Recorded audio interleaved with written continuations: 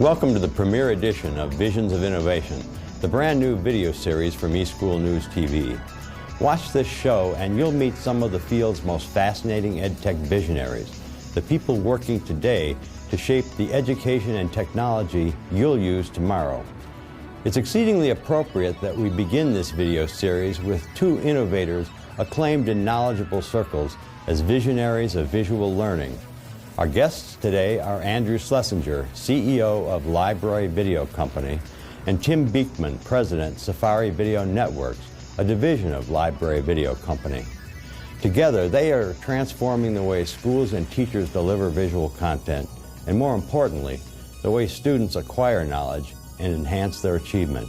Andrew founded Library Video Company 22 years ago in 1985. The company quickly became the largest distributor of educational video to schools and libraries. Then in 1990, he launched Schlessinger Media to provide educators with high-quality core curricular programming. As executive producer, Andrew has been instrumental in producing more than 1,000 educational video programs for the classroom, many of which have won prestigious national awards from parent, education technology, and library organizations. Recently, video on demand has been the focus of the company with Safari Montage, but the newest product, Safari Montage WAN Manager, is a groundbreaking video on demand and digital media management solution, centrally managed by the school district. WAN, of course, in the computer parlance, stands for Wide Area Network. Andrew, let me begin with you.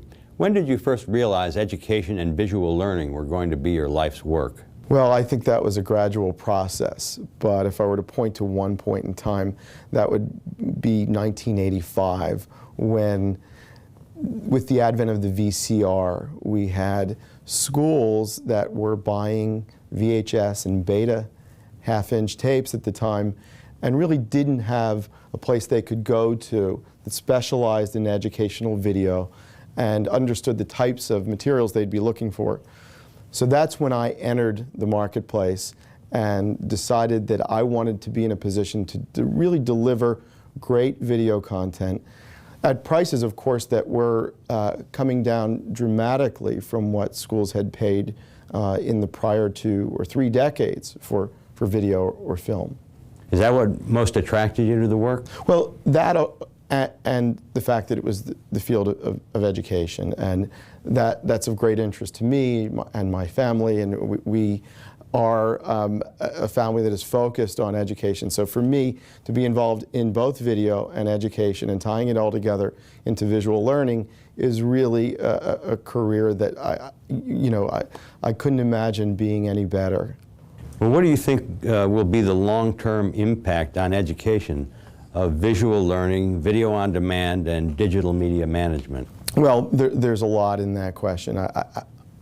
I think from a visual learning perspective, we know that students today are getting a lot of information through various screens and video and multitasking and learning in different ways than they have in the past. So in order for teachers to engage them in the classroom in ways that they're accustomed to, video has become more important in that respect. And of course, we know that video has a lot to offer that print cannot, and making the video accessible is the key here. Video has been around for a long time. It's the accessibility, the availability of vast libraries of titles, and helping the teacher and to integrate that to their lesson plans is what's helping students to learn in a variety of ways. And we know that we all have visual learning in all of us. Some of us are more visual learners than others. The key here is to utilize various forms of media to appropriately teach a subject and to keep students stimulated so they're not just watching a teacher in the front of the classroom at a blackboard and becoming less engaged. Timothy R. Beekman is president of Safari Video Networks, a division of Library Video Company. Tim was founder of Dynacom Inc. and a partner owner of the former Safari Technologies Inc. He holds a degree in electrical engineering from Western Michigan University and a first-class broadcast license. He was honored as Fellow of the Decade by Ball State University's Center for Communication Sciences, and he served as Director of Technology for the Grand Rapids Public Schools. Tim has pioneered the integration of video technology in the classroom through projects such as the AT&T School of the Future initiative and the Campus of the Future at Ball State University. Under Tim's leadership, Safari has grown to be an industry leader in educational video integration technologies in both analog and digital formats. Tim, as a former school ed tech director, how do you see digital media management, and why is it so important to schools? Well, it gave me the understanding of what teachers and how the technology and instruction would all come together. I think you have to look at all phases of video. You have to look at the impact on the teacher, the impact on the instructional people, that whole grasp of everything in the classroom.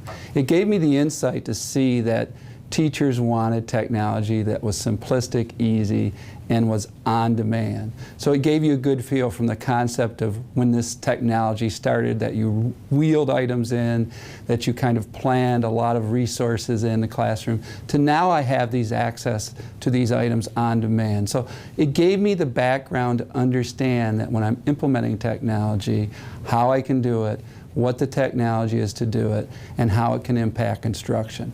So Andrew, you're an educational video publisher and distributor, and Tim, you're a video networking solutions provider. How did the two of you cross paths? Well, a number of years ago, Tim had developed a video networking solution called eDirect as part of Safari Technologies. And he came to us and said, hey, you've got the Slessinger media library that teachers are using on VHS or DVD, and we'd like to deliver that digitally on Safari's eDirect platform. Along with a number of other companies that come to us at the time asking for similar rights.